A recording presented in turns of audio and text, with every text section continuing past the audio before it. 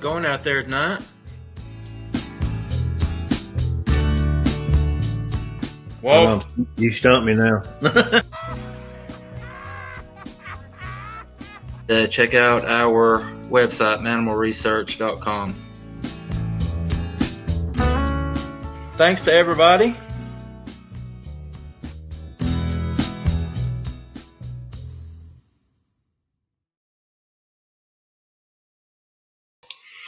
Hello. How's it going out there tonight, everyone? Hope everyone is doing well wherever you are.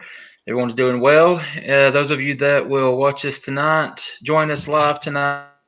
Those of you that will catch it later, we certainly appreciate all of the support, guys. I'm joined tonight, as always, by my partner in crime, Mr. Jasper Walls. How's it going, buddy? What's up, man? Good. Normal day, normal thing. Also by Mr. Daryl. Daryl Owens becoming a regular on Sunday nights. We like it. How's it going, buddy?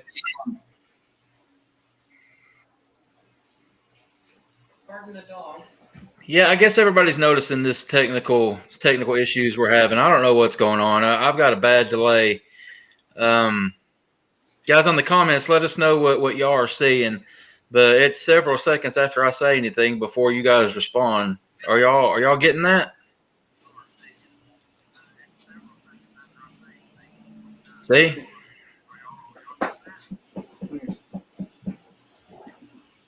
Walls, can you hear me?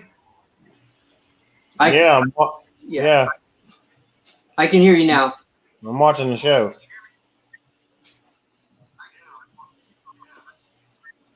Yeah, there's a delay. Okay, well, something's going on. I was just sitting there for probably 20 seconds, and you guys said nothing. What is going on? I don't know what this is. Calm down. It's just a delay. It's a delay. It's probably something got so many people on the Wi-Fi, man. Oh, calm down. Is that what I need to do? Appreciate the advice, buddy. It's probably coming from StreamYard. It probably has nothing to do with you guys. It's probably their servers or something back there. Yeah, just a little frustrating trying to do a live show. Yeah. But we'll get through it. We've gotten through worse. How you fellas doing tonight? Good. Getting ready to work next work week. Yep, getting prepared to go to work tomorrow. Good deal. What about either of y'all been out in the woods lately? Nah, well, I wouldn't say I was out in the woods. I was checking out some stuff up in there, Pikeville, on the way yesterday. Something kind of caught my eye, but it turned out to be weather related.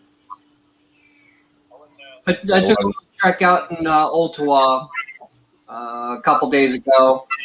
Went up in the mountains a little bit on a Razor. Got to test drive a Razor. Got to see what the mountains look like back up in there. It's very interesting up in there. Yeah, I've often wondered about Ottawa. Ottawa looks like it'd be a really good area. It's out there in the middle of nowhere, but it's really growing up. There's a lot out there now. Especially if you stay on the south side of 74. It's all forest up there. There's no homes or anything up there, and a lot of dirt trails up there. So it might be something good to check into. I might sometime in the next couple of weeks go up there and see what it looks like. Now, is it true that you're going to be buying us a razor and donating to Mannimal for our research? Isn't that what you said? Yeah, I got to tell you guys, those are some awesome vehicles. I get to drive them every day. I got to drive some good ones. I know it, man. And they're fun. You got set up with a pretty. They're fun. What, Walls? I said, hopefully here soon we'll have us a truck. Well, I mean, one of us has a truck. You're just trying to transfer ownership of that truck. Yeah. I hope that works out for the both of you. But yeah, man, if you want to buy a couple of those razors and donate them, man, we will certainly take it. It'd be a tax write-off, man. I mean, they got 4-seaters and 2-seaters, and they got turbos, and I'm telling you, those are some. They would be completely awesome with Mannimal Research all over them, and I mean, talk to your bosses, see if you can make that happen. Might need to donate it. We'll plaster it all over it.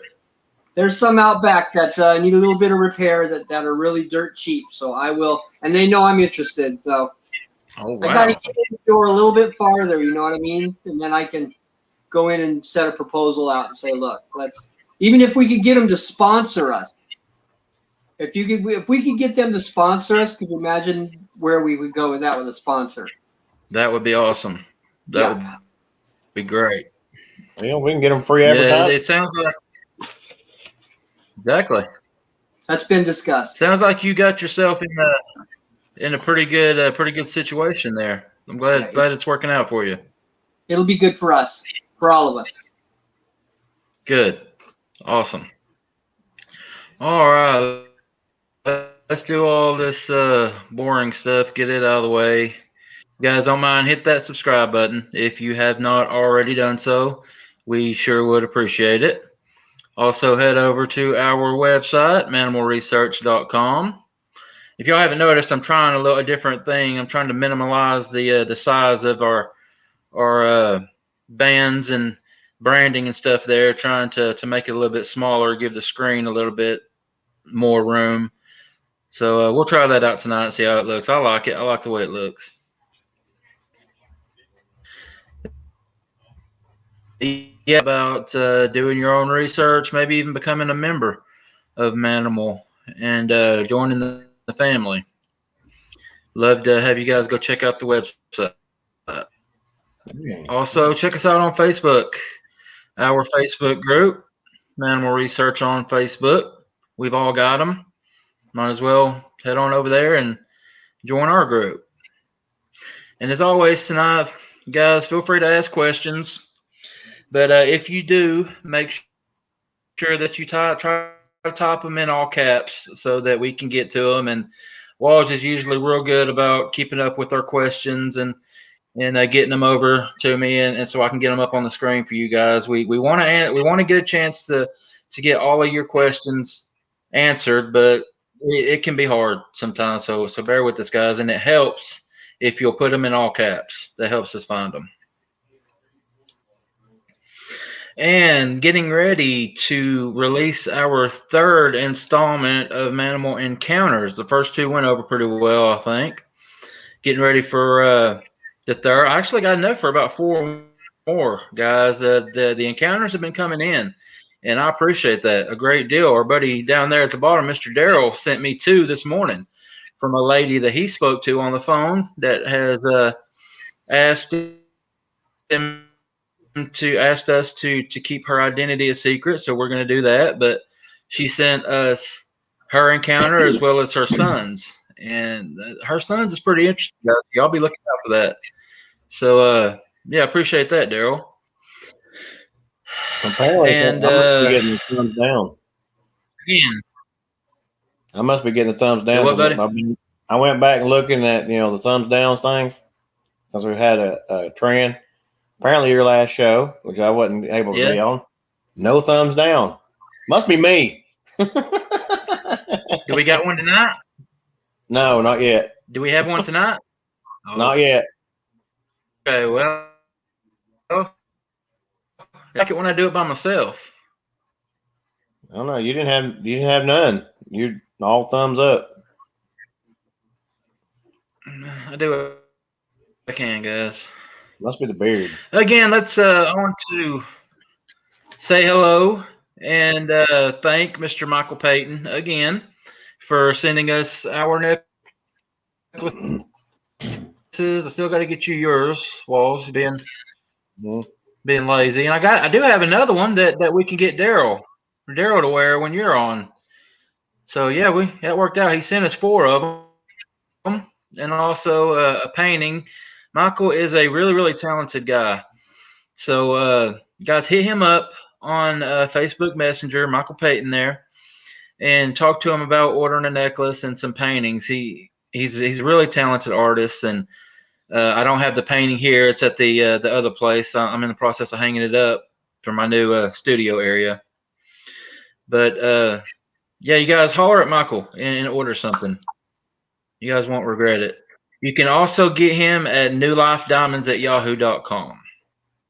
I'll be putting these up from time to time throughout the night, and that info is also on our show notes. If you'll description and everything, you'll find his information there as well. So yeah, guys, help him out if you don't mind.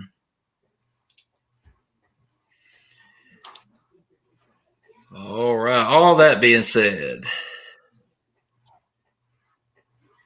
so Daryl, you liking what you're seeing up in the Ottawa area? Yeah, I do. It's lots of forested area up there. Like I said, if you go south of the 74, it's really a tree forested area. I really think that we have a good opportunity to see something up there. I trails up there that I've been driving here lately. Test driving some of the razors, and I think we would be better on boots on the ground idea out there. I really think that's a good place out there, though. But we'll get an overhead map, a Google map, and then we'll maybe next week sometime we can send a drone up and take some pictures.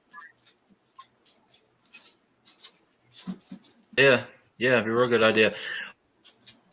Well, Walls, do you know the name of that mountain out there? What? It escapes me. Which one? Isn't there a mountain in Ottawa? White Oak? Right White Snow Hill? I don't it's know. Right at the College Dale. Coming to mind. Hang on. What?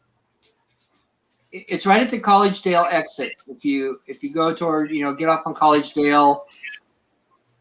So it's right back up in there. And there's a nice little mountain grade back up in there, and there's no homes up there. You have to give me a minute. You go. My son's the general manager of the tire discounter here in Ottawa. Wait, was it going to College Dale or going? It's going towards College Dale. So you're going back on to where my land's at, up there in Appleton. Okay, yes, sir. That's different. All right, we'll figure it out. We'll figure it out later. We've already gone about 13 minutes here. We need to. We'll figure it out. I do know there's one that's a small. Dawn on.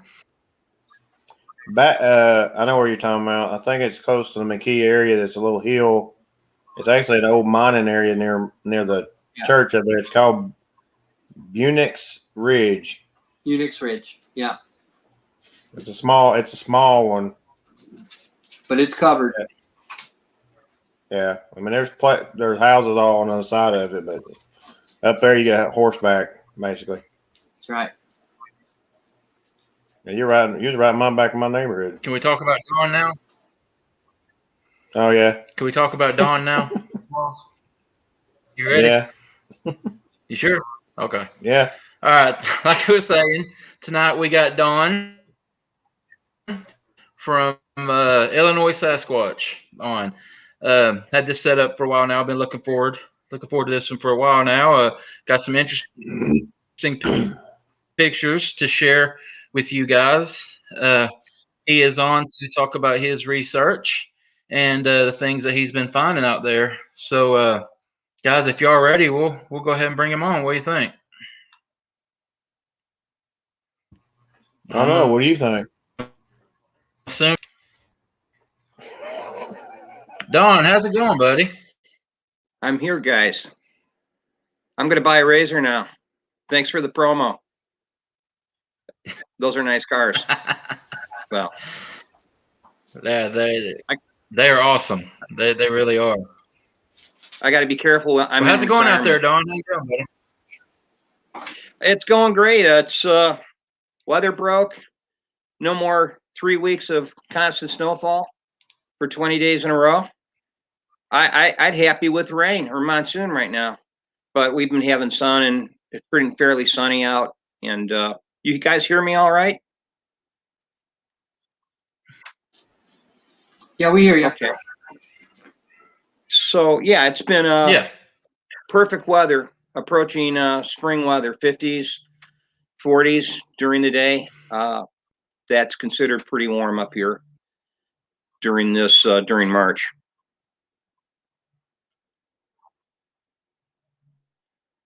So Okay. I'm gonna interrupt real quick, Don. I'm sorry. Can you hear me, Don? yes. I'm gonna interrupt real quick. We got one of our members on there, Mr. Greg Smith. Greg had to have emergency gallbladder surgery this past week, and I'm glad to see that Greg's on here in the chat. So I'm glad that he's feeling better. You were in my prayers, and looks like everything's working out for you, and I'm glad to hear it. So I just wanted to get that out there real quick. All right, Don, didn't mean to interrupt you, buddy. What were you saying?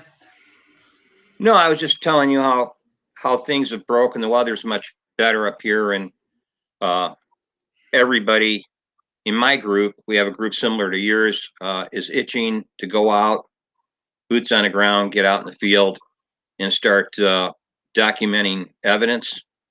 And so things have been looking up for us. You know, I can't complain at all. Good, good. Don, share with us how long you've been doing this, and what got you interested in it, and yeah, just how you got started and how long. Yeah, what got me interested goes back 43, 44 years ago. 1978 was my probably first encounter in Illinois. And it started with a bluff charge. I was walking my dog through the woods. I was morel hunting, mushroom hunting in the spring, and got the surprise of my life 30 feet away. A huge oak tree with branches almost touching the ground. Something crashed through those branches about 25 to 30 feet in front of me, but stopped short just enough so I could see part of a silhouette. And in Illinois, we have no black bears. So my first thought was, is that a bear standing on its hind legs? And we haven't had black bear. We have the occasional rogue black bear that floats through Illinois, rarely, and then has to be relocated. So that was my first encounter in 78 in an area to this day I still do research in. So I was in my 20s then, my mid 20s. And then roll ahead a year later, 1979, I had another encounter. I moved to New Mexico and I lived there for about a year. And I was an avid outdoorsman. I camped, I fished, did all sorts of stuff, looking for arrowheads and creek beds. So I was always outdoors doing something. And I decided to go camping in an area in New Mexico near a place called Mimbres. It's sort of in the mountain range called the Black Range Mountains.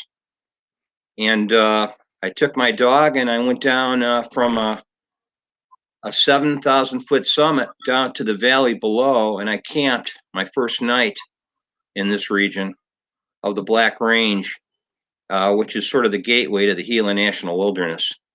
And that night, I probably starting at about just at dusk, 8:30, 9 o'clock, it started getting dark. Something came in from the cliff down the foothills toward my campsite, and about 40 feet from where I was camping was a stream bed.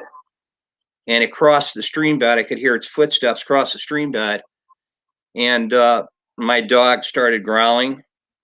And I yelled out thinking it was a person that had to walk at least 9 to 10 miles to get to my location. And the person never answered.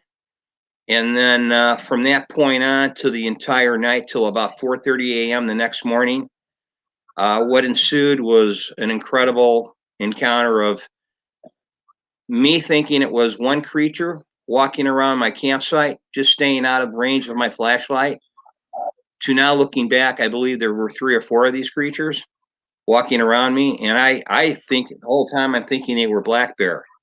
And I did see silhouettes behind some of the scrub oaks. And I remember thinking to myself, is that a black bear standing on its hind legs? Now, mind you, I only saw a silhouette or a shadow. And so subsequently, I talked to a rancher who I worked for on the weekends, and he told me about his Bigfoot sightings. And he said, "Oh, you probably had." He referred to them as Bigfoot back then, and I didn't know what they were. And I remember my dog's reaction. He was on a choke chain next to me and never strained once to get away from me. He just sat next to me with a deep-throated growl. This went on from 9:30, 10 o'clock till 4:30 a.m. the next morning. And he would change position. He'd be growling facing 12 o'clock. Then he'd be growling facing 6 o'clock. And then at all points on the dial, he'd be turning all night long. So I was thinking, is this one creature circling me? But it happened so quickly, I don't believe anything could move that quick.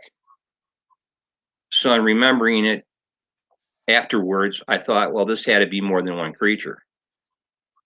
And so then shortly after I moved back to Illinois, back in the early 80s, that's when I started doing sort of amateur research, my own sort of amateur investigations, looking for, after seeing the Patterson-Gimlin film and some of the things that had come out, Boggy Creek, some of those films, I thought, well, maybe there's evidence in my area in Illinois.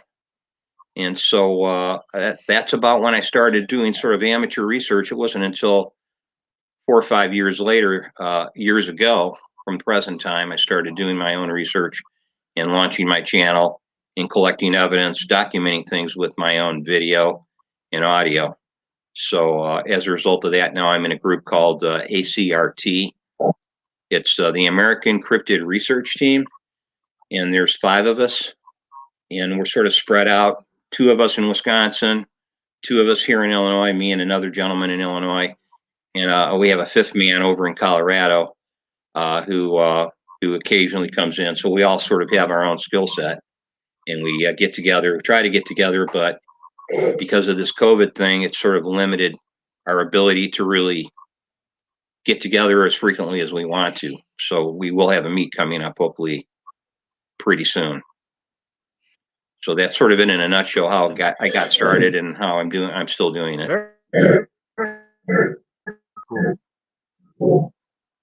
Yeah, the behavior that you described around with your dog sitting around, just I got a couple questions about that. Did you stay up all night with these things around you with your dog at your side? Was that an all night thing? How long did you say that happened? Yeah, that went on from 9:30. I'd say it was 5, 6, almost 7 hours straight. I never got any sleep that night. I was actually on my knees, squatted down, with my dog at my side, and my campfire had died down. I ran out of wood. And so by 12:30, 1 a.m. in the morning, I just had embers. And I was scared. I'll admit it. I wasn't petrified, but I was like, I thought definitely I'm going to have to defend myself. And this thing, this went on. I never got a wink of sleep. I had my backpack hung up in a tree because of bears, and my gun was in my backpack because I didn't think I was going to need it. It was a stupid mistake on my part. So all I had was, I had a drop point knife in my hand and my dog's leash in the other hand. And my dog had chased bears in the past. He did not want to go after this thing. He just sat there next to me with a deep-throated growl and was like more in protective mode. And I didn't know what to think. I was totally new to me. And so Yeah, now that was what my question was going to be. That's what my question was going to be. Can you think of any other animals where that would be typical behavior, the stalking of an individual? Because you would think that the most animals would just attack, wouldn't you? I mean, are there Well, I any was animals out prepared there for that would that. just walk around? No, I mean, I thought of cougars and bears, but the what threw me was the bipedal footsteps through the stream, the creek bed, 40 feet from my base camp. Now, mind you, my base camp was no more than a bedroll, a blanket, and a small fire, and me and my dog and my backpack hung in a tree. And I had a few food items with me. So I thought, is this a bear, a cougar? But right overlooking the creek above me was a cliff. And this thing walked on top of the bluff. I could hear the rocks displacing as it walked on top of the bluff overlooking my camp. And it was just not quite, I had about maybe 20, 30 minutes left of sunlight. And I'm looking up and I'm thinking, is there a person up there looking down at me? And this had to be 75 to 80 yards away as a crow's fly as I looked up to this cliff. And then it walked back to the foothill of the mountain and circumvented, walked around the cliff and came down to the stream bed, to the creek, and crossed the creek. And when I heard kerplosh, kerplosh, kerplosh, I was on high alert. I just immediately grabbed I yelled out to it. I says, "Who goes there? Who is that?" No flashlight, no nothing. And I'm thinking, what crazy person would have followed me from where I parked down from an elevation of 7,000 feet down to this valley where I was at? And it took me several hours to get down to this base camp. And it was, I'm now of the belief, or at least the understanding, that they probably saw me during the daytime setting up camp and probably were watching me and were probably wondering, who is this guy down here in the middle of nowhere for no reason at all, other than I was down there just to enjoy myself, camp. There were some fishing holes near there, and I was going to do some of that. And I actually, the next morning, after 4:30 rolled around and it started getting daylight out, I packed everything up and I left. I did not want to stay around there. First of all, I was tired. I hadn't slept all night. So that was the gist of the really first major encounter I had. Now, where was this incident? Where did that take place? That took place in the Black Range Mountains near a town called Mimbres, Mimbres. It's a town in the Black Range Mountains. It's the gateway to the Gila National Wilderness. And at the time, I lived in a town called Central, which is east of a city called Silver City, New Mexico. So I was sort of out in a semi-desert area.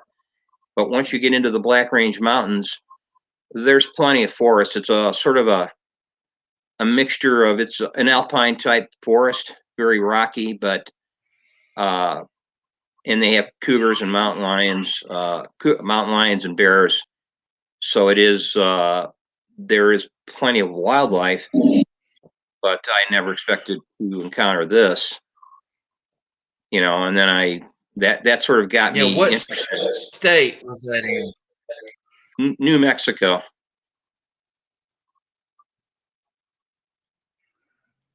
Okay. I had moved out there back in 1979. We've got,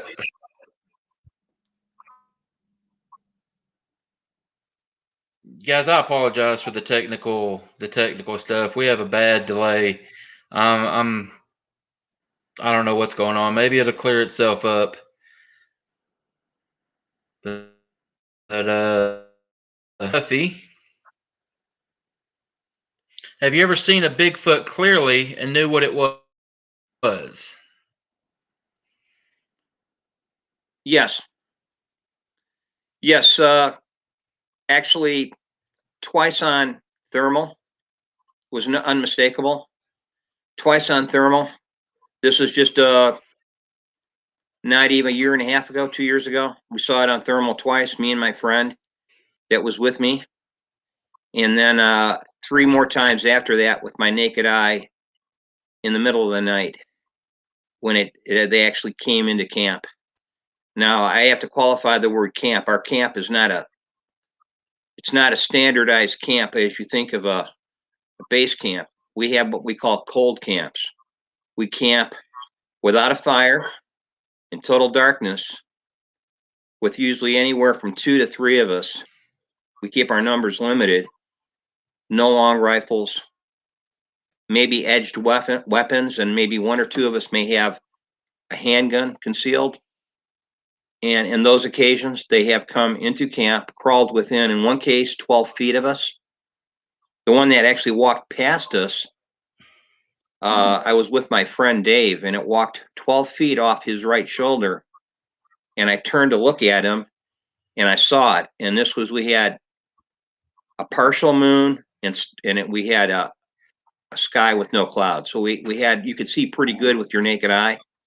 And it walked past him off his right shoulder, 10 to 12 feet from him. And he was looking straight ahead, and I go, I don't believe what I saw. And Dave turns to me and goes, what did you see? I said, one just walked past you.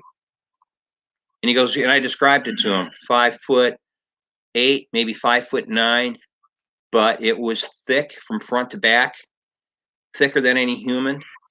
And it had probably a 3.5 foot width on its shoulders. So it was all silhouetted against the sky when it walked by.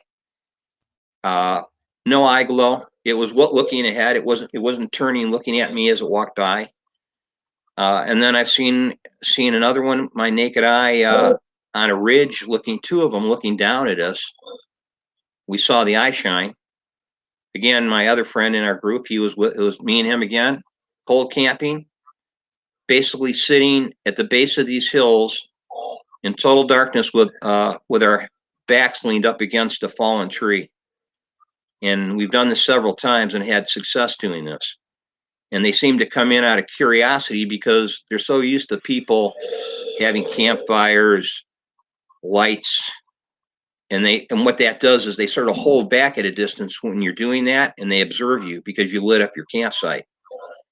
We know, we've come to the conclusion that they know we see poorly at night, so they use the darkness to basically come in on us and come in fairly close. So that's and then there was a third time I saw him with my naked eye. Me and Dave saw him again, and it crawled in, this time within 35 feet from of us. And we were, it was at our 12 o'clock. We were looking ahead, sitting down, and this thing crawled up out of a ravine, got within 35 to 40 feet of us. And my first comment was, Dave, do you see that? And he goes, yes, I do. And it was just this emerging black sort of semicircle. I don't know if it was a Bigfoot. I couldn't tell, but we're assuming from the sounds we had that night it was, because we heard whooping and howling that was typical of what they do. And so then we just, he stood up and goes, who is that? And then it sort of like put the brakes on, and it went back. We actually went backwards, we believe, on all fours, and then receded back into the ravine. The next morning we went to investigate it. The ravine it came out of, I could have walked down standing straight up, and you would have never seen me from our position. So we assumed it took that ravine and walked down to a creek bed. So that's sort of a nutshell of some of our, mine and some of my people in my group's encounters.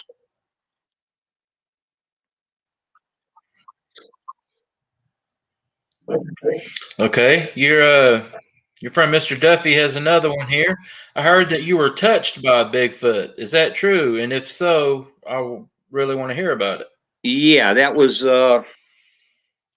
2019 October. I believe it was. Yeah, it was definitely late fall. We camped in Wisconsin, all 5 of us in our group, and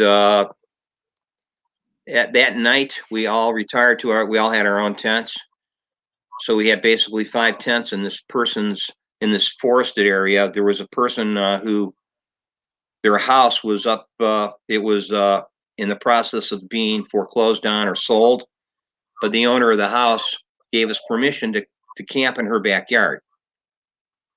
So we set up our camp, and I believe it was on the second or we were there for a week. The second or third night, we all retired and went to bed around 10, 11 o'clock. We all retired, went to bed, and one guy stayed up. And my tent was directly behind his. I heard something in the middle of the night. I had to do my nightly constitution in a Gatorade bottle because I don't believe in getting up and leaving the tent and doing that. So I always had a big Gatorade bottle with me. So I did my constitution and had to turn a light on in my tent to do that. And then immediately after I turned the light off, I heard something bipedally walk up to the back of my tent.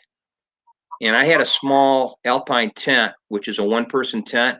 So when I lay in it, basically my body comes in contact with three sides of the tent. Whatever this thing was, pushed through the tent wall. I was laying on my right side on my shoulder, on my right side, and it basically pushed me over to my belly, actually rolled me over. And I was like, my mouth, you know, I'm sure my eyes got real big, my jaw dropped, and I'm thinking, what is going on? And then later on, I asked the guys if there were activity the next morning, and one guy goes, yeah, I heard something scratching on my tent wall. He says, but it couldn't have been because he had a pet with him, and his pet was a pet fox, and it was on the opposite side of the tent in like a doggy kennel. So he knew it wasn't his fault. He had a pet fox. So that was, you know, and then we had one, I think the night after that, wake us all up early in the morning, roaring and snapping trees. So we're of the opinion there were several small ones or adolescents that came through our campground and was basically going around the tents at night. And mine was the smallest tent. So we're assuming he probably was pushing on everybody's tent. Mine happened to be the smallest tent. And it was like somebody just reached through with their hand and just pushed through the wall of my tent and actually pushed me over. And when it walked up, it sounded like a person walking up. And I even asked all the other four guys, I said, were you guys all in your tents? Were you all sleeping at this time? And nobody was joking around. There was no kidding around. We're a pretty serious group. So that was my personal encounter when and Mr. Duffy, I told about it. And I said, you know, in my mind, I always, when I do these night excursions where we cold camp at night or we do overnights, generally in my mind, I'm always hoping for an interaction, even to the point of it being a physical interaction, like come up and, you know, that's a thought I sort of carry around in my mind, come over and I don't know if it would shake my hand, but I was always like, come over and just like make a noise outside my tent, walk up to me and touch my foot. And that night I got what I hoped for. I got pushed.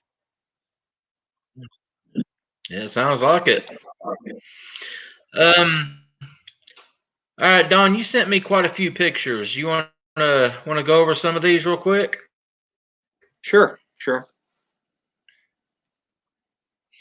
All right, I want to give a little bit of warning before we show this first one.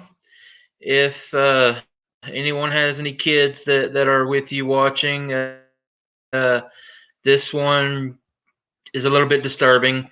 Viewer discretion is advised.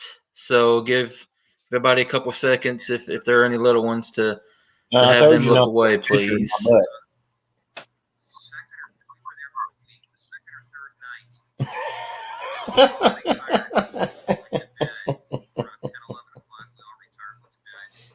Okay. Here we go. Wow. Now tell us about what happened here. Yeah, that was a donkey kill at a location not several miles, probably 5 to 6 miles as a crow flies from where we actually camped and had night encounters.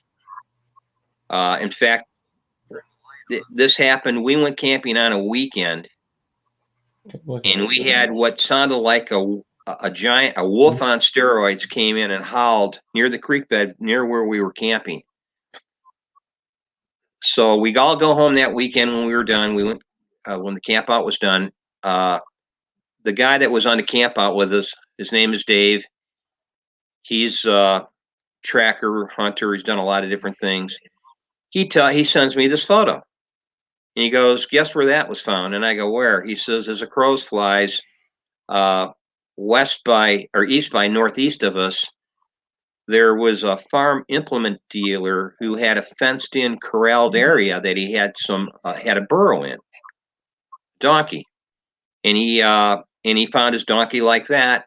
And when the DNR came in to investigate it, because he called the police, and I believe the DNR showed up, the DNR told them, "Oh, that's a cougar kill. That's a cougar," or and the guy was like, "I don't believe it's a cougar," because he says 3 nights before his burrow got killed, he saw this huge wolf walking around the perimeter of his property. He says it's the biggest wolf he ever saw. Well, I'm not, at the time, I didn't know much about Dogman. I'm not I had one guy in the group of our group of 5 who's sort of the Dogman specialist, and he sort of described it as a Dogman kill. Well, then later on, Dave said, yeah, that photo was my friend sent me. He says he knew about the kill, and we went to that guy's property, and it turns out the creek bed goes right past or through his property, and if you follow that creek bed, it ties into the property directly where we were camping, where we had not just our Bigfoot encounters, but there have been reported Dogman encounters in that same vicinity within like 50 to 100 yards from where we camped, where people have had sightings of these creatures. So looking at it, Dave examining it, he worked Okay. for the... Now,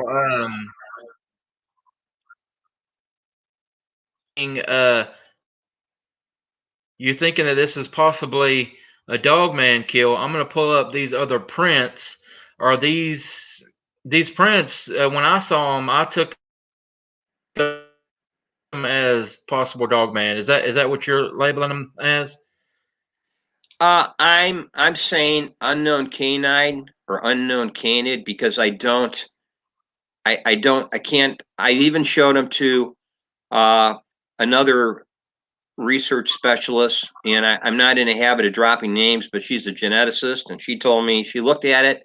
I'll put it this way: she's a geneticist from Texas. That should narrow it down who she is.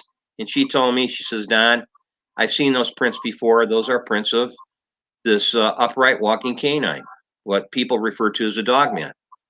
Now, of course, I'm on the fence about it, but I've never seen a carpal pad impression from a dog or a wolf or any kind of canine unless they're putting the brakes on. But the carpal pad, which is that heel impression, is usually farther up the ankle of a dog. Every dog has it. And cats have a carpal pad too, but not that close to the fore pad. So when I saw that, I thought, well, that's strange. That's an anomaly. And so when I showed him to the Dogman specialist, Ricardo immediately told me, he says, oh, those are Dogman tracks. Because he has encountered Dogman and has seen them firsthand. And he goes, yes, that's one type of impression they leave. He says it's got what he calls a carpal pad. And he says that's not typical of dogs and wolves. They don't have that type of impression. So there you have it. Where is this location? I mean, what area, not location, but what area or like state? Okay, it's in Illinois. This is in west central Illinois. West central. I'll put it this way: we're not far from Peoria, which is Peoria, sort of central. I got central part of Illinois. Champaign. Yeah, we're further north of Champaign. Peoria's up closer to north of Bloomington. I got you. I know. Okay. Yeah, and these were in a park that we had camped in, where we had camped near that park, and we heard wolf-like howls responding to coyotes yelping and yipping during the night. And Ricky he's a dogman specialist, and he told me, he said, generally where you encounter Bigfoot, you'll finally, he says, I hate to tell you this, but generally if you have Bigfoot activity, you'll have dogman activity also, and vice versa.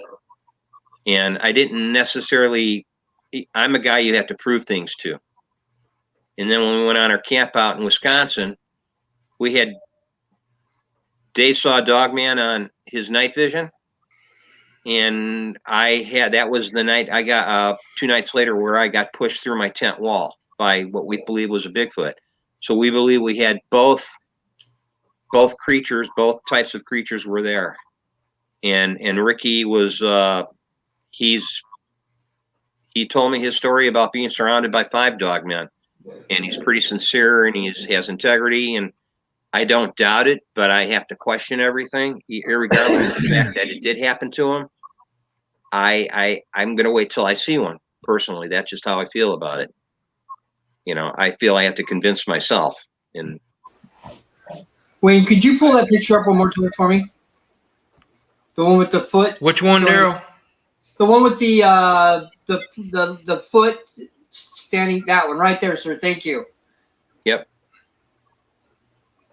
But Don, there's pictures there. That picture, I know you said it was somebody. What are you seeing, Daryl? Well, there's 3 prints there. That means that creature was on all 4s. There's a left and a right and another left, and so that's a creature that's walking on 4 feet. That's not bipedal. That's I never said it was bipedal, and I'm not saying it wasn't on 4 feet either.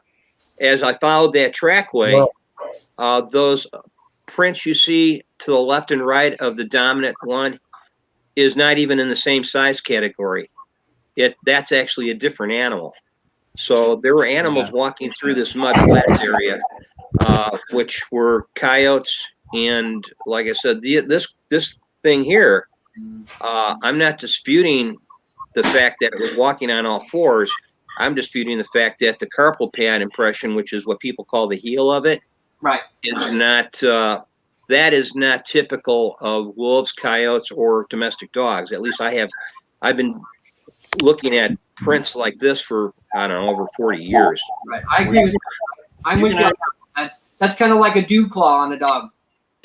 Yeah, it's called the carpal. There's a dew claw, which is the 5th digit, but that actually has a carpal pad. If you look at the back of your pet dog or your cat, only on 2 legs, they'll have a carpal pad halfway up their forearm, or what you would refer to as their ankle, and it's very small. And the only time that an animal you'll ever see an impression of a carpal pad is like if your dog's running downhill and it puts on the brakes. Right. It'll almost touch down its elbow. Then you'll see the carpal. The carpal pad impression will be, way down here, and its forepaw will be up here. So you'll see the gap in difference. In these impressions, I didn't see that gap or difference. And so I handed these prints over. The pictures of the prints were handed over to Ricardo Sanchez. He's in our group, and he examined them, and he says that's exactly the prints that he's seen that dogmen have made walking through his yard. He used to live on Horicone Swamp in Wisconsin, which is probably one of the most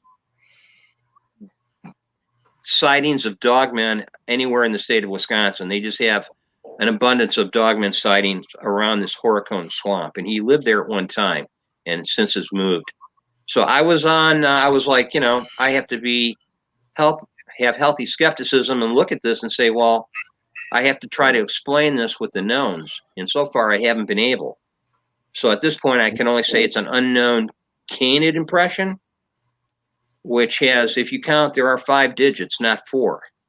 Well, you can tell on that picture right at the very top one, right beside it, you can see a small canine footprint. Yes. And that is whatever that footprint is. Like on the top there, you can see a small canine. That would probably be a coyote. Yeah. But that them other big prints said that's a massive canine.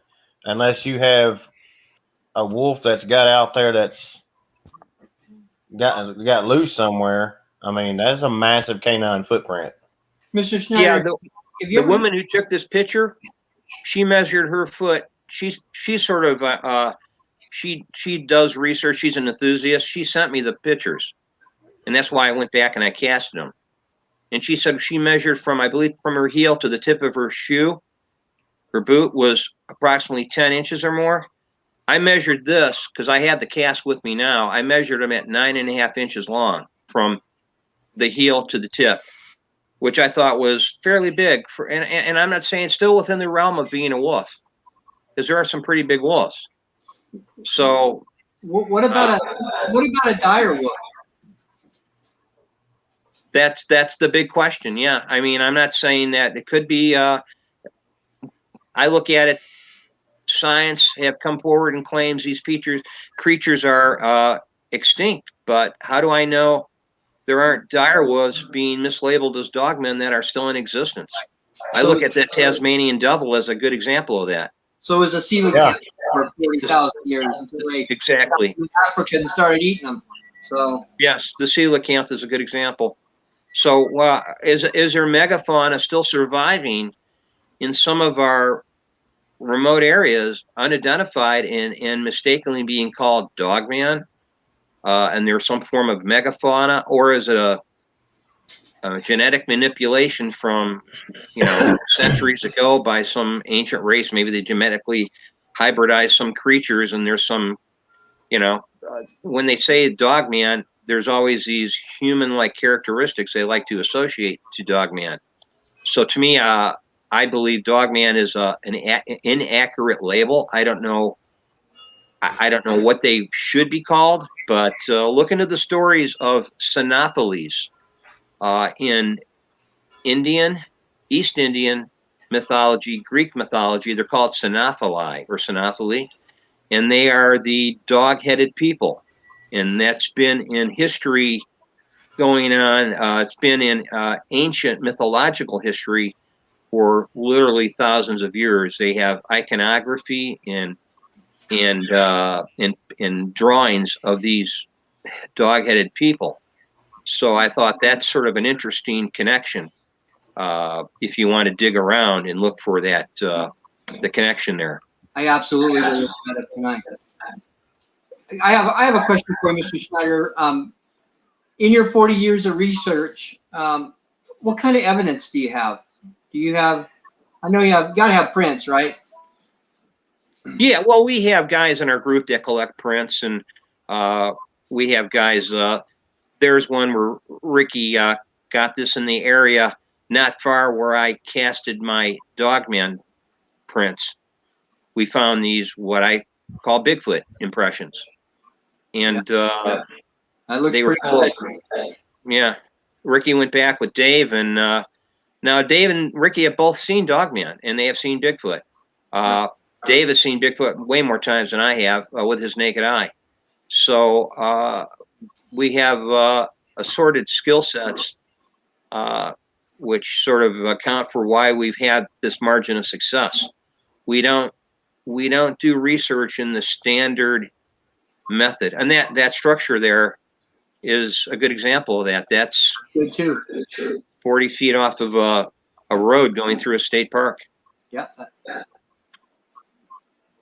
Yeah, that's a structure that's I want to say it's probably at its apex is 16 to 17 feet tall. Wow. And it's probably from left to right there, it's got to be 25, 30 feet in diameter. From left to right, probably 25 feet in diameter from left to right. From front to back, it's probably 12 feet deep. And I was inside that structure, and it popped up, and I heard about it and went down and I found it. I had a friend that I do research with, and she gave me a location. And then, of course, Dave already knew about it. The guy in our group, he had already seen it. And he told me, he says, yes. He says he believes Bigfoot built that structure, and there is what I call a fire pit or fire ring inside of it. with pieces of charred wood in there. So What do you believe? What do you believe these creatures are? regarding Bigfoot, Yes, sir. I've come to the sort of conclusion that they're a hybrid between modern humans, us, Homo sapiens sapien, and an unknown primate. And this is sort of people who have other people who have done research to sort of corroborate this, have sort of lend some, I guess, is why I think this. They lend some credibility to the research. I mentioned Melba Ketchum as being one. Some other people that I've talked to believe that there was some kind of hybridization that happened 25 to 30,000 years ago when Bigfoot sort of entered the stage and became now still considered unclassified, but I believe they are hybridized. I think the maternal side is definitely female human Homo sapien, and the male side, the progenitor side, is unknown male primate. I believe they probably have the bones of, it could be Homo erectus, it could be any number of bones that are in museums that, because DNA cannot maintain it basically decays after so many decades. You cannot retrieve DNA out of those samples. So I think these bones are so old, there's no way they could retrieve the DNA from them to cross match them against the nuclear side, which is what Melba Ketchum has done, because there's nothing in GenBank that matches the nuclear DNA of the progenitor, the male side. So who knows what it is? Thank you, sir. I appreciate it. You're welcome. That's a good question, Daryl. I'm glad you asked that.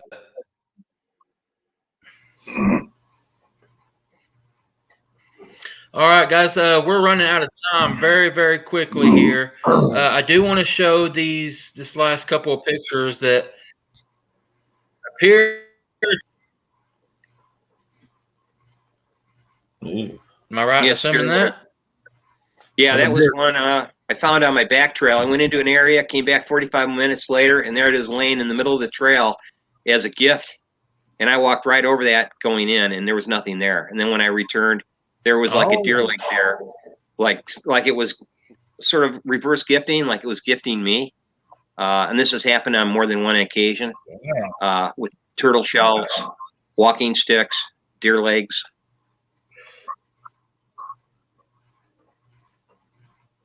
Yeah, that makes it so much cooler. Yeah, I didn't know what to make of it, Wayne. I was like, "Whoa, who would do this?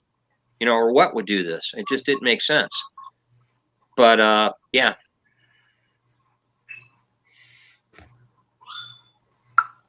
That's really, really cool. I didn't know that backstory. I'm glad you shared that with us. I walked in and it's really cool. 45. Yeah. I came back and there it was, and I'm thinking it was not there when I walked in. It's a 6.5 wide, what I call two-way, where people drive their four-wheel drives. And nobody was driving four-wheel drives that day. I was walking in, and on the return trip, there it was. Same with a turtle shell. Found a turtle shell not far from that location on the same trail on a boulder that I walked over or past. And when I returned past the boulder, there was a turtle shell. So.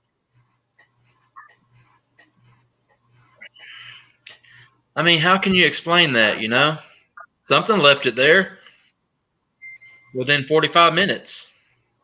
Yeah, and that's not far. Where the deer leg was left and the turtle shell on that trail is where I found the 8 or 9 impressions. About close to 2 miles from where I parked my car. Somebody, this was like 40-degree day, and somebody was out there, and it was like barefoot impressions, which I believe was a young Sasquatch, an adolescent Sasquatch. They were 8.5. They're a little bigger than my foot, not much bigger than my foot. So I want to say 8.5, 9.5 inches long. And I captured those pictures of those impressions. But I think whatever it was leaving me, I don't know, leaving me gifts for whatever reason.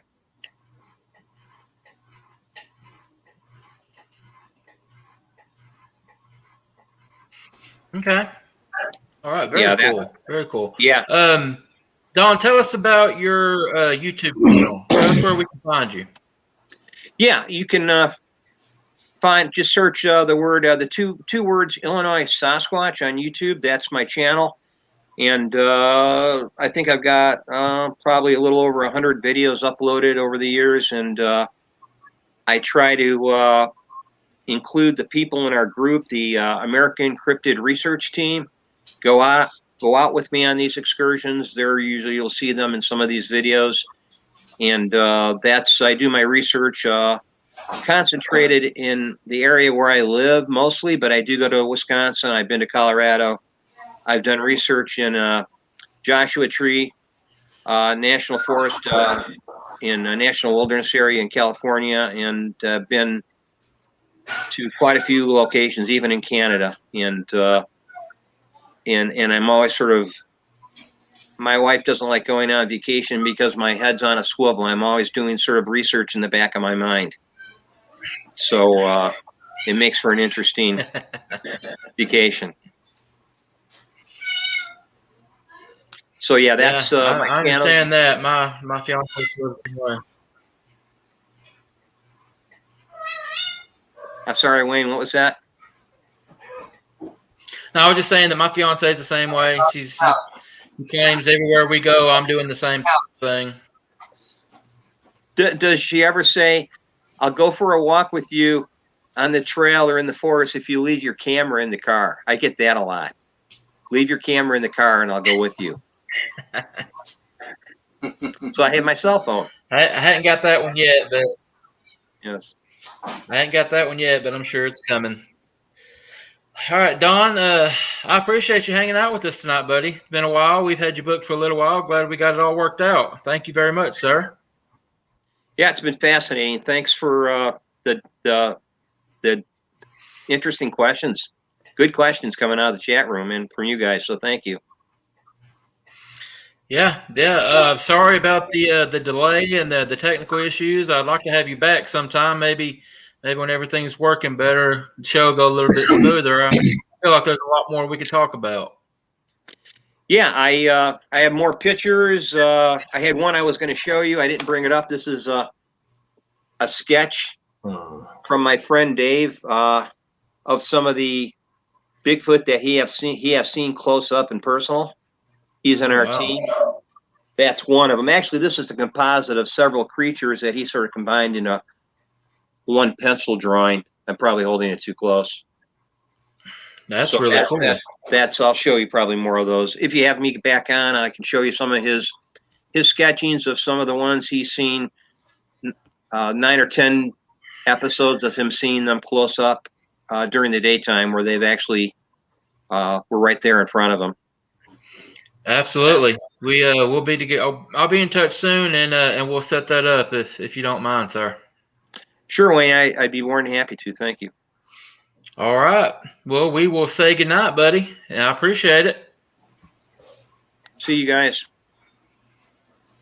Wayne, Daryl, Jasper. Thank you, Mr. Snyder. Have a good night, sir. Thank you, buddy. Thank you, Daryl.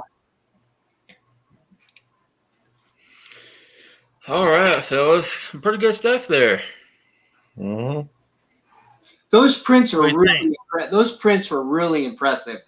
I got there for a minute, when I asked him to get I just kind of looked at it differently. I've never seen a print like that, you guys. In my 27 years of research, and as closely as I am to the Dogman part of this, I've never seen a print like that. And I would love to have a print like that. Look at that. I mean,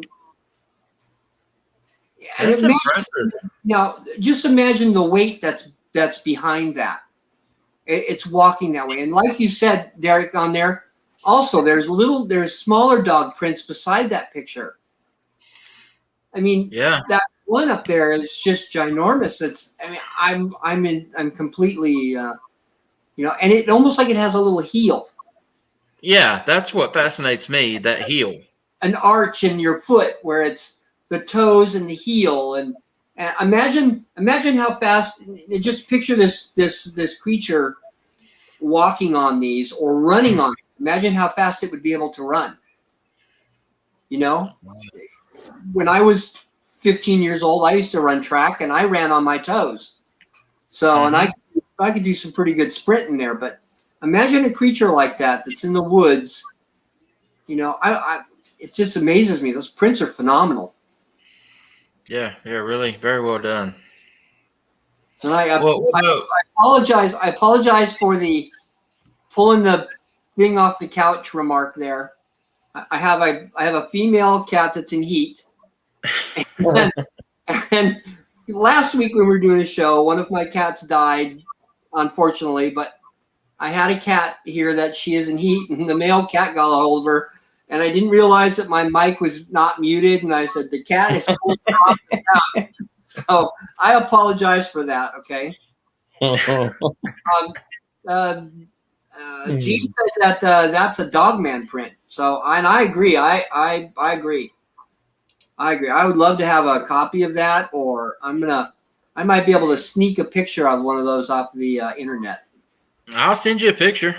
I would love it, sir. I really would. I'm sure Don wouldn't mind. I'll ask Don to make sure, but I don't think he'd mind. I'm gonna join his group anyways. I'm gonna go over there and subscribe onto his thing. I can learn some from over there. I don't want to be closed-minded to everything. Yeah. Awesome. Well, what about you, Walls? What's going on, buddy? You got anything to add before we get out of here? Not live, I don't. You was awful quiet. Live, no. I'm in trouble. I hope everybody has a good night and everything. We're gonna have to weed out some idiots, I think. Well, we'll talk about it, see what we can do.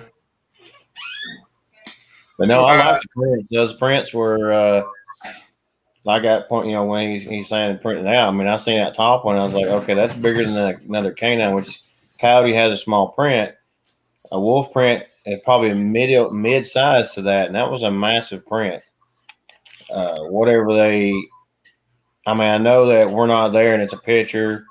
All skeptics are going to come out and say, well, somebody made a wooden thing and put them in there next to that in that area.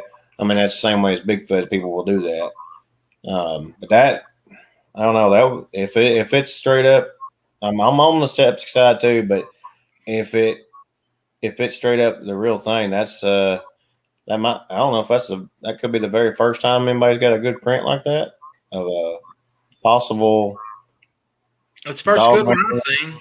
Yeah, I mean, that was pretty good. And then the donkey, a bear does not do that. It's going to eat everything. It's going to take it with it. A cougar is going to put some part of it in a tree. It's going to leave maybe the head or something, but it's going to be mutilated. Coyotes don't do that. They drag them off and they rip them apart. Wolves run in packs. They rip it apart. Did you notice the rest of the body was in the back? Behind it? And it just looked empty. It was wide open. What, Daryl? It was wide open. And if you noticed how the head looked like it was just pulled straight out. Right. It had a whole bone. I mean, you would have to be, I don't know, that was imagine the strength it would take to pull that head off that body. Yeah. That's kind of a scary thought, you guys. I mean, I don't even see lion kills, and they've got powerful jaws. You see that one, but it's always a whole group. Right. But they never have it spread out like that. I mean, that's like something carried the head off and said, hey, I don't want this. And you also have to look at the mystery side of that also. Because you've got a fresh kill. I mean, if you look at the thing, it is a fresh kill and no prints. All right. So you've got a mystery there because there's nothing you can identify as an animal to killing this poor donkey, you know. So it is a mystery. That's true. Did he say anything about any prints in the area? I think he said there was some dog prints there, but I'll be honest with you, I had my head down. I was.